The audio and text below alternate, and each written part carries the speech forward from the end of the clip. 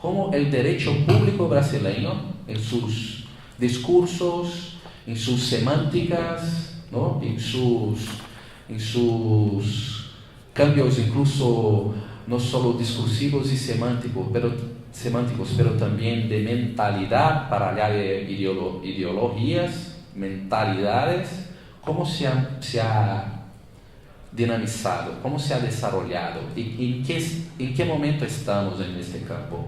¿Quiénes son las personas que hacen movimentar el derecho público brasileño, que hacen con que se desarrolle una cierta manera de proceder en el campo de las instituciones públicas brasileñas y de organizarlas jurídicamente? Y dentro de esto también estoy a trabajar con una cultura de los derechos humanos. ¿En qué sentido? Partiendo de un presupuesto. En este momento podemos debatir el problema de los derechos humanos en dos movimientos históricos, un de corto plazo y otro de largo plazo. En el largo plazo podemos debatir cosas como, por ejemplo, ¿son los derechos humanos? ¿Es esta idea la idea que debemos invertir, ¿no? Hacer inversiones, ¿no? Como la llave de la interacción pacífica de las personas en el mundo? Preguntas como estas, que son filosóficas, pero también son antropológicas, históricas, son culturales. Son preguntas que se ponen en el campo del largo plazo histórico del debate sobre derechos humanos y derechos fundamentales. Pero en el corto plazo histórico tenemos que pensar que es, para mí, por ejemplo, ¿no? Y esto intentaré explicar por qué y cómo el próximo martes, ¿no? En el campo del corto plazo histórico, los derechos humanos fundamentales son, en este mundo tan diversificado, tan plural, de tantos caminos complejos de interacción social, uno de los pocos elementos que pueden dar un mínimo de unidad a una sociedad.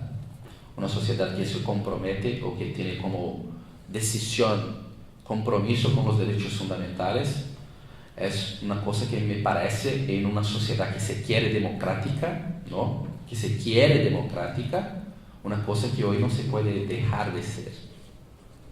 No se puede dejar de ser una sociedad que se compromete con eso, o que se quiere comprometer con eso, o que lucha para se comprometer con eso. Se puede debatir si es solo discursivamente que se compromete con esto, o si hay un compromiso efectivo. Esto es otro problema, pero si se compromete con eso, mismo que sea discursivamente, se tiene que efectivar este compromiso. ¿Y cómo se efectiva ese compromiso?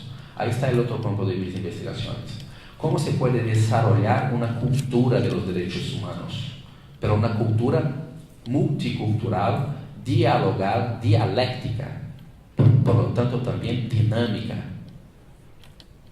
tanto desde un punto de vista histórico como también desde un punto de vista cultural, una cultura dinámica en este sentido de los derechos humanos. Es el reto a que me propongo últimamente. Y estoy aplicando esto en un problema que conecta estos dos campos de investigación: cultura de los derechos públicos y cultura de los derechos humanos. ¿Cuál es el campo que hoy intento aplicar esto? De la regulación interdisciplinaria de los derechos a un desarrollo humano democrático. Esto es mi proyecto postdoctoral en este momento.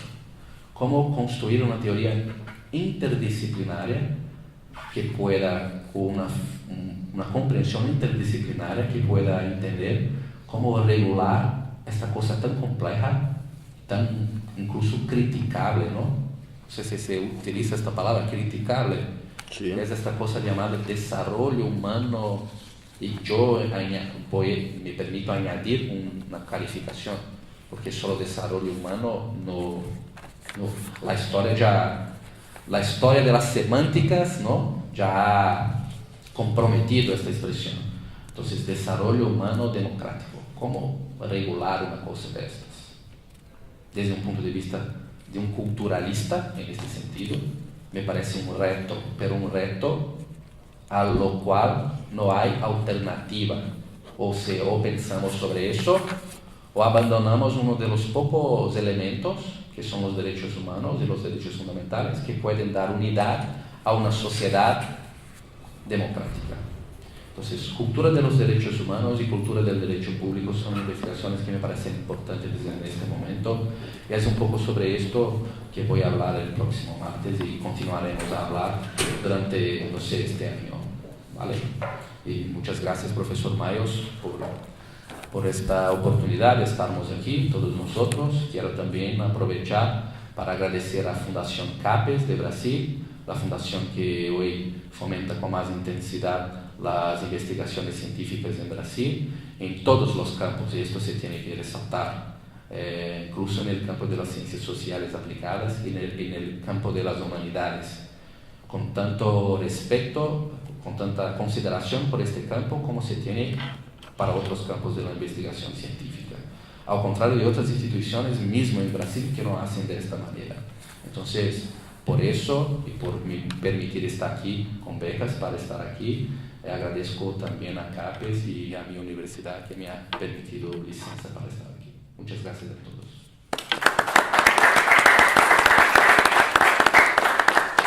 Le agradezco, profesor Saulo. Cada vez constato que usted mejora muchísimo con el castellano y yo casi empeoro con el portuñol. Le agradezco además porque ha definido muy bien, digamos, el nombre de GIRCHE, creo que se ha visto muy claramente, Grupo Internacional de Recerca, Cultura, Historia, Estat, como lo ha mostrado. Quiero resaltar que además ha apuntado un elemento interesante, que es ver cómo Brasil, el culturalismo brasileño real, que él ha trabajado, realmente aportaron, innovan en este campo a nivel internacional, y que no solo es, digamos, aportar nosotros a ellos, sino muy al contrario, de que ellos nos aportan muchísimo, cosas que no podrían aportar otras tradiciones, que son menos receptivas, innovadoras en este aspecto. Y finalmente, en el tema de los derechos humanos, esta facultad, con otras facultades, ha optado por un máster muy atrevido, interdisciplinar en derechos humanos. Y creo que aquí GIRCHE y el doctor Saulo, el doctor Renato, el doctor Carini, el doctor Libán, pero él lo ha destacado, podemos aportar y en ello estamos, ya les informaremos. Sin nada más, cedo la palabra a doctora Carini, que tiene una investigación también interdisciplinar de largo alcance sobre la cuestión de la dignidad humana. De hecho, uno de los derechos humanos básicos y base de todos los derechos humanos, no solo en este libro, sino también en otros, pero este es el que tenía ahora mismo en el despacho porque los voy dejando. Y bueno, profesora titular también efectiva de la UFMG de Minas Gerais, trabajando aquí en Barcelona por 2 meses, también subvencionada con el colega, nuestro decano, el doctor Norbert Wilbein. Adelante, por favor, doctora. Obrigada, professor Mais. Boa tarde a todos. Peço desculpa por fazer mais uma exposição em português. Espero, na minha próxima vez aqui, estar um pouco mais familiarizada com o castelhano. Agradeço, professor Mais, pela oportunidade. Como ele bem disse, eu vim para fazer uma pesquisa com um outro grupo, mas, na verdade, me sinto tão à vontade com esse grupo e tenho uma afinidade temática tão grande com o GIRCHE que, para mim, é impossível pensar em estar em Barcelona e não conversar um pouco com o professor Mais, não ter a oportunidade de debater com ele um pouco as ideias das quais me ocupo, os temas com os quais trabalho. Bem, o professor Mais me pediu para fazer uma pequena exposição sobre liberdade, poder e cultura. Eu peço licença aqui, professor, não para falar propriamente ou diretamente da minha formação, da minha trajetória, até porque ela tramita por inúmeras questões e por inúmeros períodos históricos. Assim como a Idade Média é um período que me atrai muito e sobre o qual me dediquei bastante, a modernidade também me interessa, tal qual o Renascimento. E então a sugestão do tema Liberdade, Poder e Cultura, ela é muito feliz para mim, porque o que une todos esses momentos históricos, na minha perspectiva de investigação, são justamente esses temas: liberdade, poder e como isso se dá no processo histórico e como isso se dá no âmbito das culturas diversas. Bem, faço então alguns pequenos apontamentos sobre essas questões, evidentemente de maneira muito superficial, mas mais do que a trajetória, eu prefiro priorizar as ideias que esse tema, que, se o senhor me permitir, que esse tema envolve.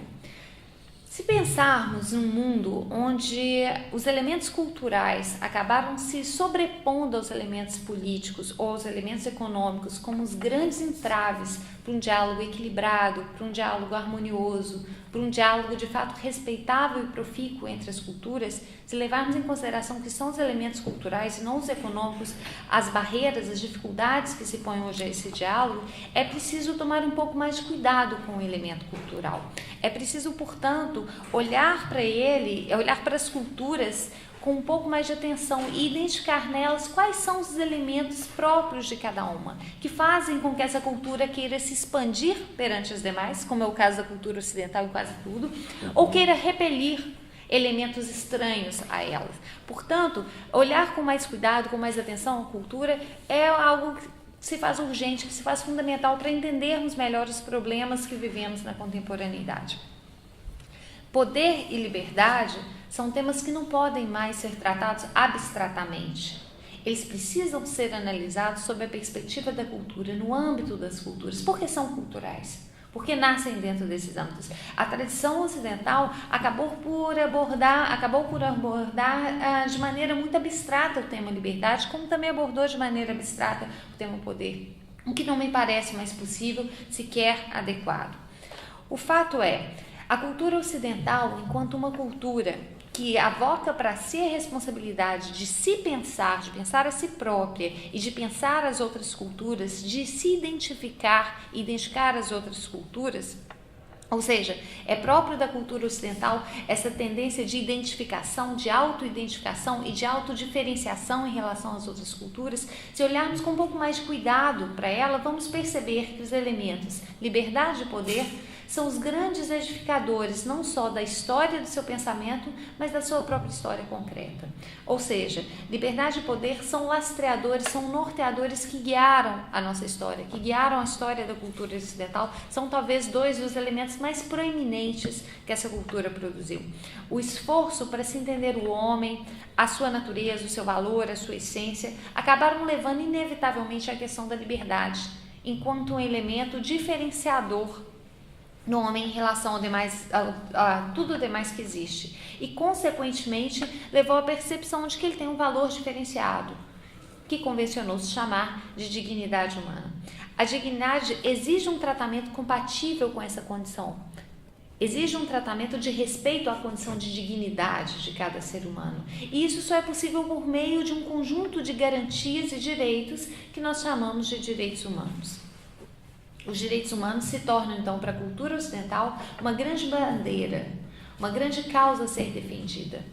E como são universais, ou pelo menos assim se foram tomados pela cultura ocidental, a responsabilidade de efetivação é de todos e de cada um. O que eu quero dizer com isso é que qualquer um está legitimado a lutar e querer aplicar os direitos humanos a toda e qualquer cultura. É uma tarefa legítima não só das culturas que recebem esses direitos, mas de qualquer cultura. Essa postura universalista, ela evidentemente cria entraves de toda a natureza. O problema da universalidade cria entraves de toda a natureza e por isso ele também precisa ser revisto em termos culturais. O universal e particular são manifestações culturais também. O que não significa que eles percam os seus valores, ou que com isso se queira negar um deles, mas acima de tudo são elementos culturais e somente sob essa perspectiva é possível entender melhor as diferenças culturais e todos os problemas e desafios que essas diferenças nos impõem. Bom, o fato é que se observarmos bem, a liberdade então se mostra na história do Ocidente como valor que norteia o pensamento, que norteia a filosofia, que distingue o homem, mas também como direito. como um dos direitos humanos, um dos mais basilares direitos humanos que temos. O fato é que a liberdade, ela se estende por toda a complexidade da natureza humana. Ela se estende por todos os espectros da natureza humana, desde a mais profunda intimidade, ainda que seja com mera negação, até o elemento ou a característica mais exterior dessa natureza humana, que aí já estamos nos referindo ao âmbito político. Ela abrange toda a perspectiva, ela abrange toda a complexidade dessa natureza.